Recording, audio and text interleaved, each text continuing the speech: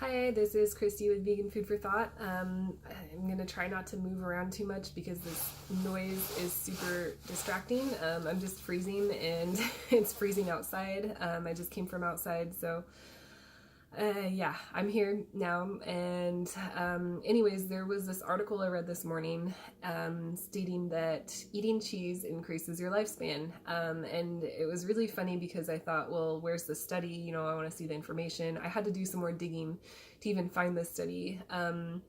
And the study itself was actually done on dairy. And so the original study claims that eating dairy can decrease your risk of cardiovascular disease and all-cause mortality. And the other funny thing about this study was that it was actually funded by Big Pharma. And it's also known that the pharmaceutical industry is funded by dairy a lot of the time. So I can't say for 100% certain that this study was itself, but Dr. Greger actually has a bunch of videos out.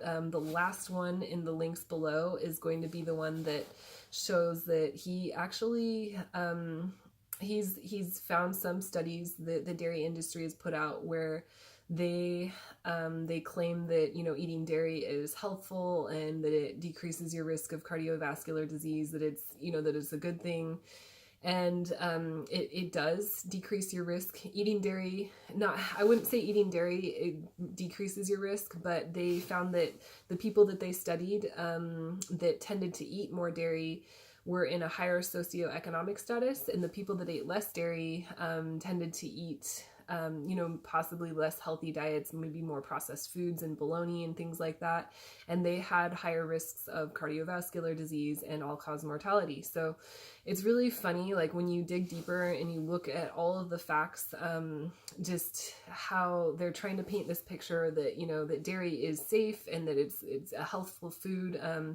The one that I read just now, it claims that, you know, dairy has amino acids and just all these vitamins and nutrients and things that we need in our bodies. I think it's just really, you know, it's kind of like a last effort for these industries that are, you know, losing money. They've probably taken some pretty big cuts in the last couple of years. You know, there are more and more people who are allergic to dairy, who cannot eat dairy anymore, and more vegans and people who are looking for dairy alternatives. So I think that's great. And yeah, I'm drinking, you know, it's funny, this, if you want to drink something that tastes like creamy and good, try some carrot juice. This one itself doesn't have any fat in it, but there's the other, this is the Bolt House Farm. There's another one out there, I can't remember the brand, but I've been drinking a lot of it, but it's got like a little handle on the side. It's the same size, but that one actually has fat in it. I never thought carrots had fat in them, but it's really, really satisfying to drink that. I've been drinking so much of it lately that like my skin is turning orange. That I'm not gonna worry too much about it. I don't care at all. I don't care about it. I don't know. It's you know, for everything that it does, I'm not going to mind too much. Beta carotene is actually known to protect your skin against sun damage, and they use carrots to color spray tan sometimes too. So I don't know, I guess it's going to look like I'm just tan in certain areas, but whatever, you know, it makes me feel good. Maybe it doesn't make me look so good, but I don't know. Yeah, I've been told I look tan. I went on this carrot fix a while back where I was drinking carrot juice a lot, and I was told that I just looked really tan, but I was starting to get I was starting to get too orange.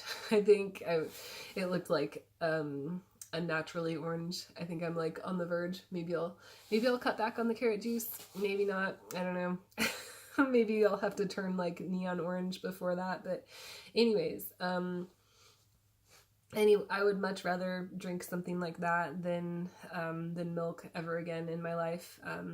I know I've stated in the past that I've experimented with cheese. That was one of the last things that I let go of when before I became vegan. And I was addicted to it. It actually has casomorphines in it that they are addictive, and it's something that, you know, baby calves need to keep them alive. It, you know, them being addicted to milk or dairy is a good thing because, you know, it means the survival of them, but milk is also meant to raise a baby calf from, you know, however many pounds they are when they're born to like 300 pounds in a year or something. So it's meant to put on weight. It's meant to, you know, increase size and, you know, for a cow and not for a human being. So I don't really plan on putting like 300 pounds on in a year or anytime soon.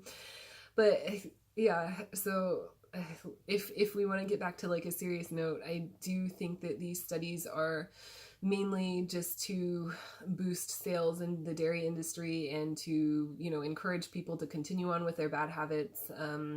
I know that the pharmaceutical industry doesn't have any interest in making people healthier. If anything, they just want people on pills for the rest of their lives.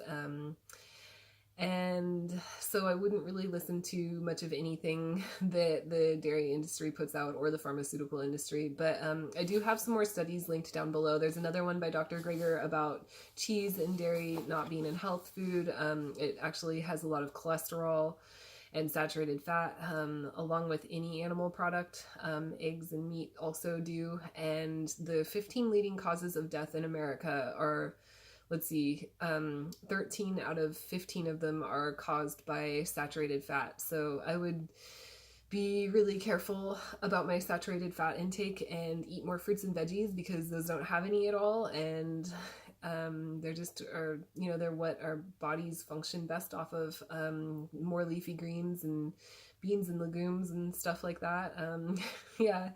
So I just thought I'd share this article and how ridiculous it was.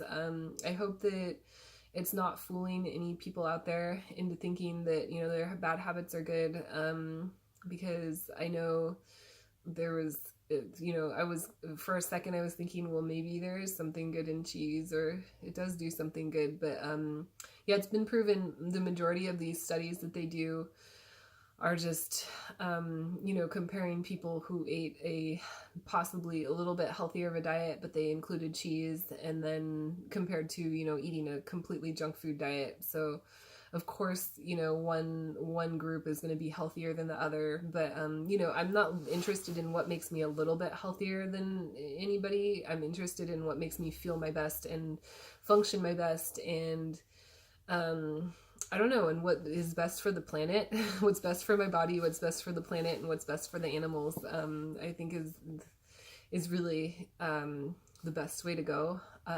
Yeah, I don't think I'd ever go back to eating those, like, eating animal products. And I hope this article isn't convincing anyone out there that, you know, that it is healthy. But anyways, post questions or comments down below. What do you think about this article? And I don't know, do you think it's tricking anyone?